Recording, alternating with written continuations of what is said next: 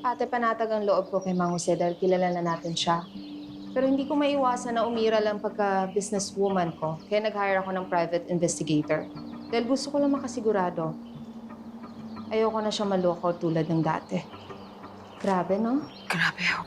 Oh my gosh. For close na yung bahay tsaka talyar ni Mang Jose? Yes. Oh, meron pa siyang NBI hit record for estafa. Likod. Yung back page. Yung last? Yeah. Para makita mo. Oh my gosh, ang laki nito. At hindi lang yan, ate. Do you know si Mylene tumatanggap ng monthly allowance mula kay Mama through the foundation? What? Yeah.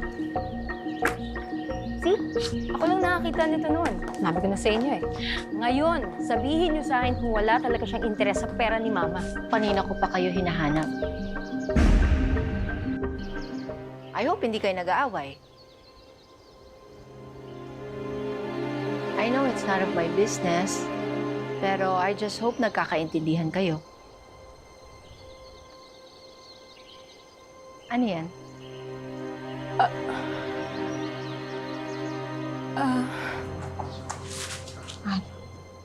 Okay lang, ate.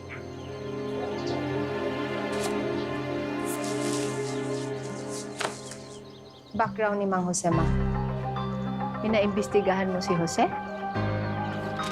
Well, gusto ko lang kasi makasiguro. Bakit?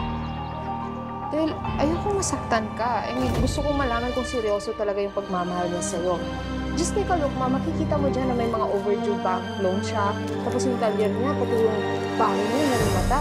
Oo nga, Ma. Tapos alam mo ba, meron pa siyang NBI hit record for estafa. Yeah. Oo, tapos alam mo yung Mylene? Nagpa-benefit sa foundation. Grabe. Ma, I think tama yung hinala ni ate. Tinitirahan ko lang ni Mang Jose. Alam kong walang pera si Jose. Alam kong mahirap lang siya. Ang hindi ko alam, meron pala akong mga mata-pobreng anak.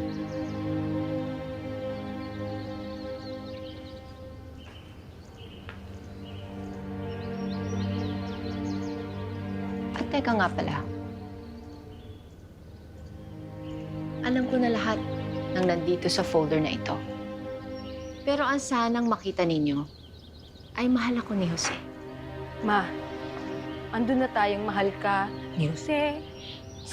Baka mahal mo siya. Pero ba't kailangan mo pakasalan? Ano ba akala niyo sa akin? Tanga na hindi ko alam kung sinong pakakasalan ko? Na-scam ang kapatid ni Jose nung magtangka itong mag-abroad. Si Jose ang sumalo sa kanya. Tapos sabay namang naaksidente si Mylene. Malaki ang kinailangan na pera, kaya ang pinagbayad ay ang bahay at talyer ni Jose. Nakita niyo ba sa folder na ito na matalino si Mylene? Kaya siya pumasa na mabigyan ng scholarship sa ating foundation?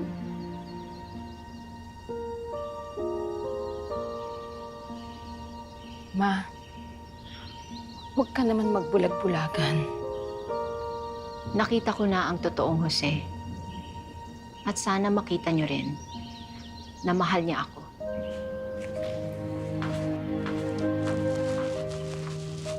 Ma, just give it a time. Pag-isipan mo muna yung pagpapakasal. Please. Hope I'm very disappointed in you. Matalino kang bata. Pinaaral kita sa napakamahal na eskwelahan. Matatag ang negosyo mo. Tandaan niyo ito. Kayong dalawa. Hindi ibig sabihin mahirap ang isang tao ay mapagsamantala siya. Dignidad na lang ang natitira kay Jose. At inagaw pa ninyo sa kanya yon. Nakakahiya kayo.